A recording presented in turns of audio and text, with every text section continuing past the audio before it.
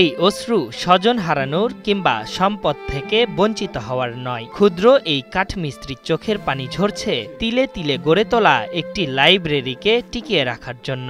এত বছর কাজ করে একটা লাইব্রেরি করছি, 15 লক্ষ টাকার বই আছে, 15 লক্ষ টাকা আমি একটু জমি কিনে বাড়ি নিয়ে কাটতে পারতাম নিজে থাকার জন্য।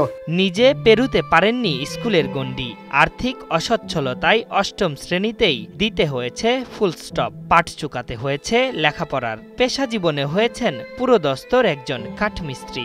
তাতে কি নিজের স্বপ্ন পূরণ না হলেও ঠিকই জ্ঞানের দ্যুতি ছড়িয়ে যাচ্ছেন আলোকিতই মানুষটি। জালকাঠির পাঠকদের জন্য জ্ঞানের ভান্ডার এটি। এখানে অনেক ভালো ভালো পুস্তক আছে, দীর্ঘদিন আগের পুস্তক, যে পুস্তকগুলো সাধারণত কিনতে পাওয়া যায় না, এরকম অনেক পুস্তক আছে। সারাটি জীবন কাঠমিস্ত্রির কাজ করে যা আয় হয়েছে তার সবটুকু দিয়েই লাইব্রেরির জন্য বই সংগ্রহ করেছেন নারায়ণ চন্দ্র। কোটি মানুষের আস্থার ভালোবাসায় 11 বারের মতো দেশের 1 নম্বর রেফ্রিজারেটর ব্র্যান্ড ওয়ালটন। 15 লাখ টাকায় দেশ ও বিদেশের প্রায় 9000 মূল্যবান সব বই নিজের লাইব্রেরিতে সংগ্রহ করেছেন তিনি। একটা সময় সেই লাইব্রেরিতে ভিড় করত শিক্ষার্থী থেকে নানা পেশার মানুষ। নারায়ণ মিস্ত্রি গ্রন্থাগারটি ঝালকাঠির একটি উজ্জ্বল আলোকবর্তিকা। আমরা যারা লেখালেখির সঙ্গে সম্পৃক্ত, যারা ছাত্র ছাত্রী, সকলের জন্য এটি একটি আশীর্বাদ ছিল। শুরুতে নিজে বাইসাইকেল চালিয়ে বাড়ি বাড়ি গিয়ে বই পৌঁছে দিতেন নারায়ণ। পরে স্থানীয় একটি মাধ্যমিক বিদ্যালয়ের সামনে 2টি স্টল ভাড়া নিয়ে শুরু করেন নারায়ণ মিস্ত্রি গ্রন্থাগার। এভাবে কেটে যায় প্রায় 2 যুগ। আমি একজন নিয়মিত পাঠক ছিলাম। এখন রাস্তাঘাটে চলাচলের সময় বহু পাঠক আমাকে জিজ্ঞেস করে যে লাইব্রেরি কবে খুলবে, লাইব্রেরির কী অবস্থা। অর্থাৎ বহু লোকের আগ্রহ আছে ওনার লাইব্রেরিতে পড়াশোনা করার জন্য, ওনার ওই লাইব্রেরি খোলার সময়ের সুবিধার জন্য। তবে গত 2 মাস ধরে স্থবির আছে এই পাঠাগারের কার্যক্রম। আর্থিক অসচ্ছলতার কারণে এই লাইব্রেরির ভাড়া দিতে পারছেন না নারায়ণ মিস্ত্রি। ইতোমধ্যে বন্ধ হয়েছে পাঠাগারের কার্যক্রম। বইগুলো এখন বস্তাবন্দি অবস্থায় পড়ে আছে।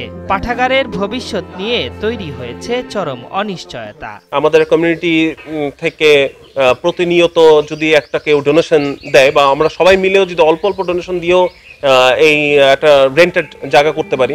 বিপুল সংখ্যক বই নিয়ে এখন কি করবেন তা নিয়ে তিনি এখন দুশ্চিন্তায় দিন কাটাচ্ছেন। আর পাঠকেরা বই পড়তে গিয়ে ফিরে যাবেন সে কথা ভেবে ভুগছেন মনোকষ্টে। লাইব্রেরির জন্য কাজ আছে, লাইব্রেরিটা ভালোই রাখবো।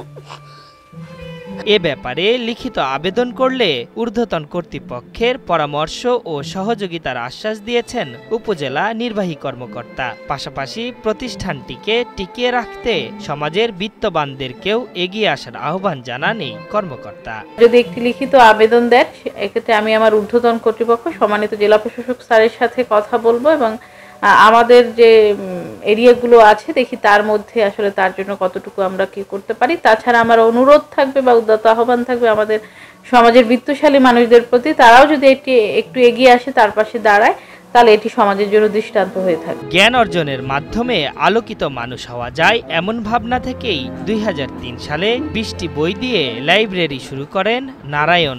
এখন সরকার কিংবা বড় কোনো প্রতিষ্ঠানের সহায়তা পেলে আবারও আলোর দ্যুতি ছড়াতে পারবেন নারায়ণ, এমনই প্রত্যাশা সকলের। আশরাফুল ইসলাম, 71।